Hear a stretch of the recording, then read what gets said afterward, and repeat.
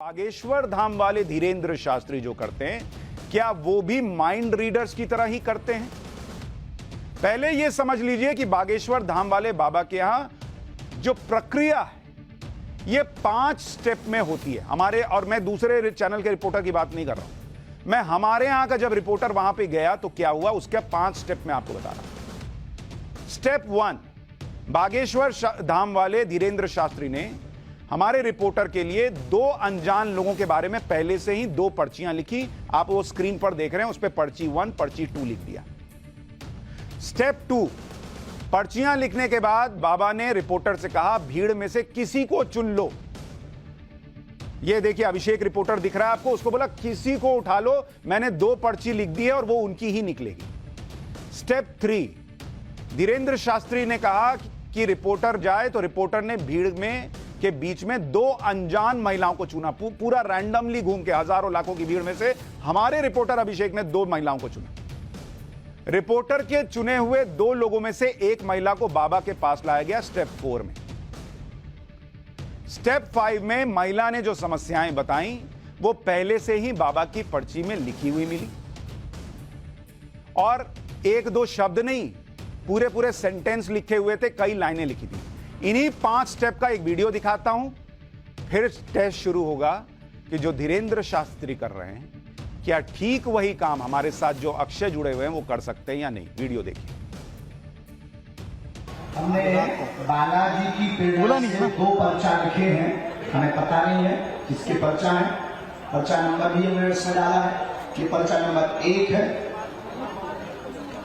जो आप अपनी स्क्रीन पर देख सकते हैं। ये पर्चा नंबर 2 है। अब कोई भी पत्रकार 2 व्यक्ति ले आए, अब आप जो है चले जाओ और किसी को भी एक 2 जना उठा के। ठीक है। देखिए अब जो है यहाँ पे टाइम्स नाउ को बाबा जी ने बोला है कि अब जाइए और किसी भी 2 व्यक्ति को यहाँ से उठा के लाइए। आपकी क्या दिक्कत है? मेरी 2016 से मेरी बच्ची साक्षी आज तक लापता है, जिसका कोई पता नहीं है। उसके पापा ने कहा है कि मैं उसे मार के बोरी में डाल के ट्रेन में छोड़ के आया हूँ, लेकिन आज तक पुलिस ने उसकी बॉडी भी तलाश नहीं की और 2016 से मेरी बेटी का कोई पता नहीं चल पाया है। तो देखिए यहाँ पे 2 महिलाएं आ रही हैं, इनके साथ एक बच्चा है। आपके साथ बच्चा है ना? मेरा 22 बच्चा है जी। जाना नहीं है नीचे। मेरी बच्ची 2016 साक्षी भतीजा, जो कि उसके पापा ने बताया कि मैंने उसे मार के बोरी में डाल के ट्रेन में छोड़ दिया था, लेकिन आज तक उसकी बॉडी नहीं पाई है। तो 1 नंबर मैंने बोला था महाराज जी को, ये वही 1 नंबर है, और देखते हैं अब इसमें क्या निकलता है।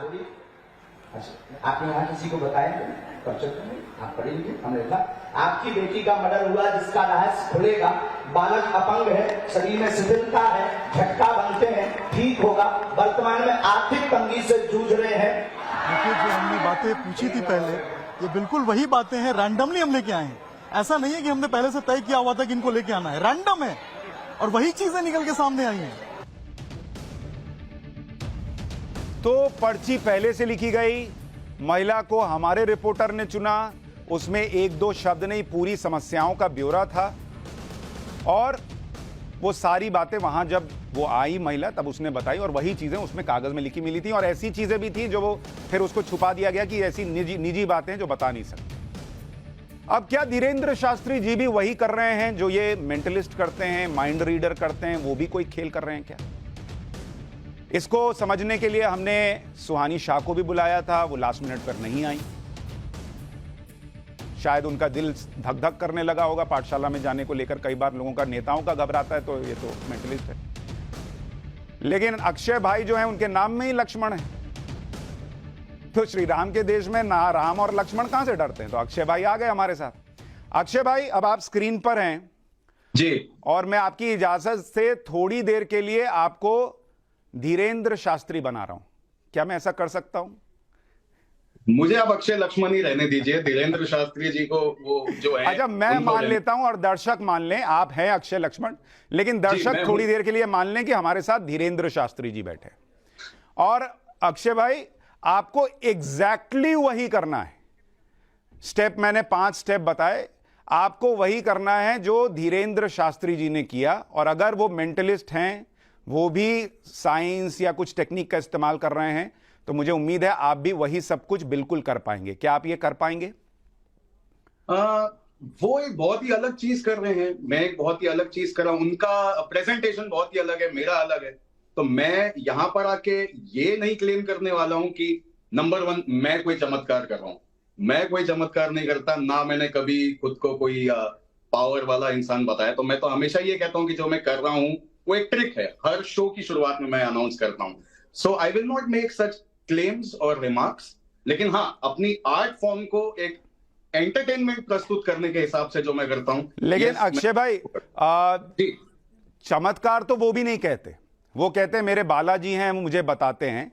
लेकिन जो सुहानी शाह आज नहीं आई, मैंने सुना वो कुछ चैनल्स पर ये बोल रही थी, दावा कर रही थी कि धीरेंद्र शास्त्री जी भी वही करते हैं जो आप लोग करते हैं। तो मुझे लगा कि जब वो करते हैं जो आप लोग करते हैं, तो आप लोग वो कर पाएंगे जो वो करते हैं, इसलिए मैंने आपको बुलाया। तो क्या आप वो कर सकते हैं जो वो करते हैं? मैं आपको वैसा कुछ करके बता सकता हूं, लेकिन मैं ये बिल्कुल दावा नहीं करता कि जो वो कर रहे हैं वही हम कर रहे हैं, या मैंने तो स्पेशली ऐसे कोई दावे क्या नहीं आप ये दावा करते हैं कि वो जो कर रहे हैं वो कहीं से भी उनकी साधना नहीं हो सकता, वो सिर्फ और सिर्फ साइंस और मेंटलिज्म जो आप लोग मेंटलिस्ट करते हैं वही है?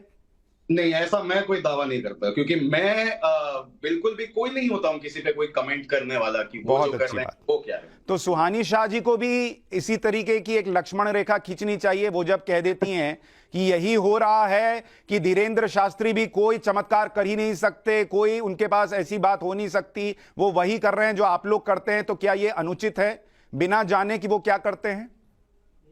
नहीं, सबकी अपनी अपनी ओपिनियन है। अगर उन्होंने कुछ कहा है तो किसी नॉलेज से या किसी एक्सपीरियंस से कहा होगा, क्योंकि मुझे कोई नॉलेज या एक्सपीरियंस नहीं है इनके बारे में, बाबा जी के बारे में। तो मैं उन चीजों पर ही टिप्पणी करना नामुनासिब समझता हूं जिनके बारे में मुझे नॉलेज नहीं है। तो मैं अपने दर्शकों से क्या ये कह सकता हूं कि हमारे साथ देश के एक बहुत बड़े मेंटलिस्ट बैठे हुए हैं जो ये कह रहे हैं कि जो धीरेंद्र शास्त्री जी कर रहे हैं उसे वो 100% खारिज नहीं करते। वो ये कह रहे हैं कि उसे समझना होगा कि वो क्या करते हैं। उनका खुद का तरीका है, धीरेंद्र शास्त्री जी का अपना कुछ तरीका है जो समझना होगा कि क्या है। क्या मैं ठीक कह रहा हूं? इस बात से बिल्कुल सहमत हूं कि हमको किसी भी कंक्लूजन पे बिना तर्क किए, बिना रिसर्च के किसी कंक्लूजन पे नहीं उतर जाना चाहिए।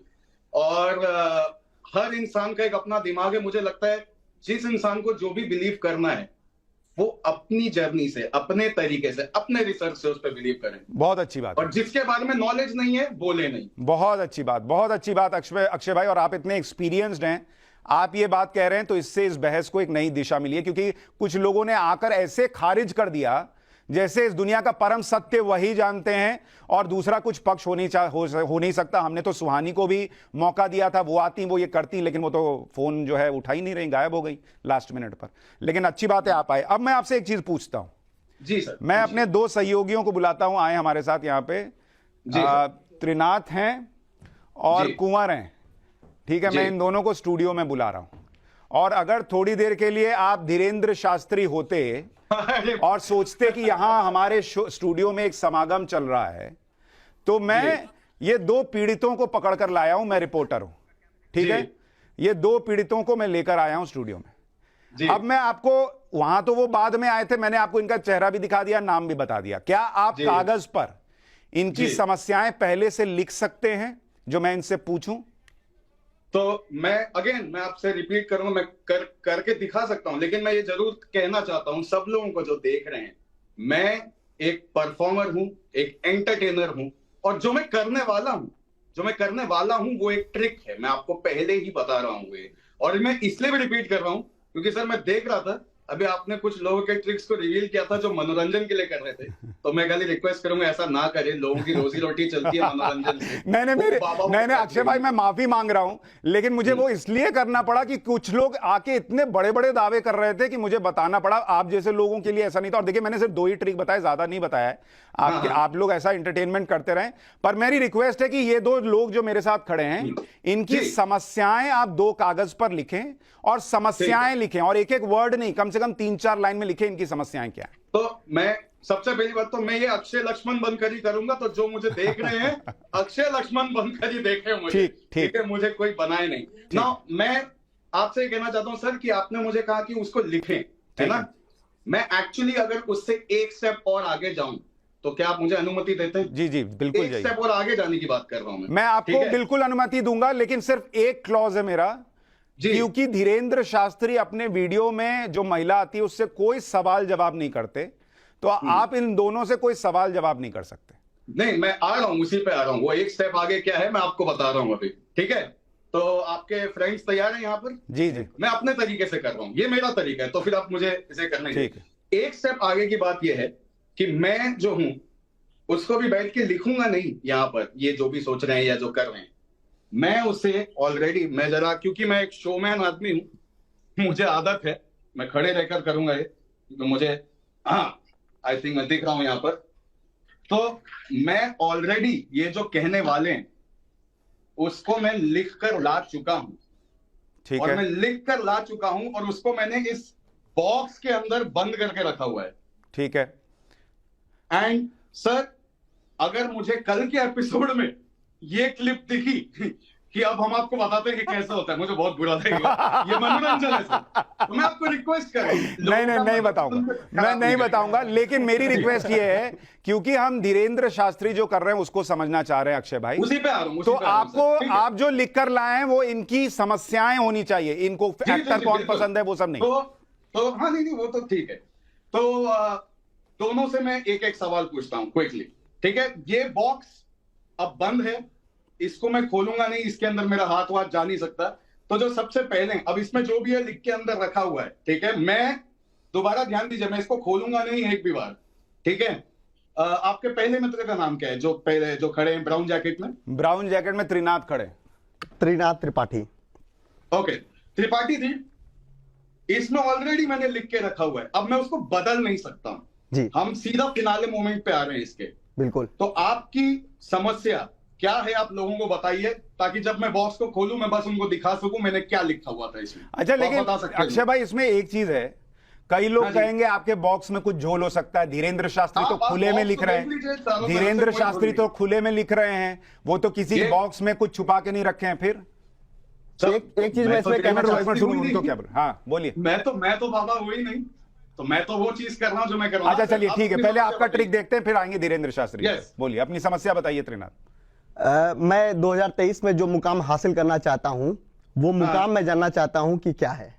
कि आप जानना चाहते हैं 2023 में मैं हाँ। क्या बनूंगा? हाँ। नहीं बनूंगा नहीं, मेरे अंदर कुछ मेरा मेरे मुकाम अंदर क्या कुछ होगा? टारगेट है मेरे दिमाग में, वो सिर्फ मेरे दिमाग में है। अगर आप चाहें तो मैं यहाँ भी उसको नोट डाउन करके लिख सकता हूँ, लेकिन मैं भी उसको फ्लिप बैक करूंगा ताकि वो यहाँ भी रह से रहे, मैं बाद में बस पलट ये- नहीं सकूंगा। हाँ, मैं समझ गया।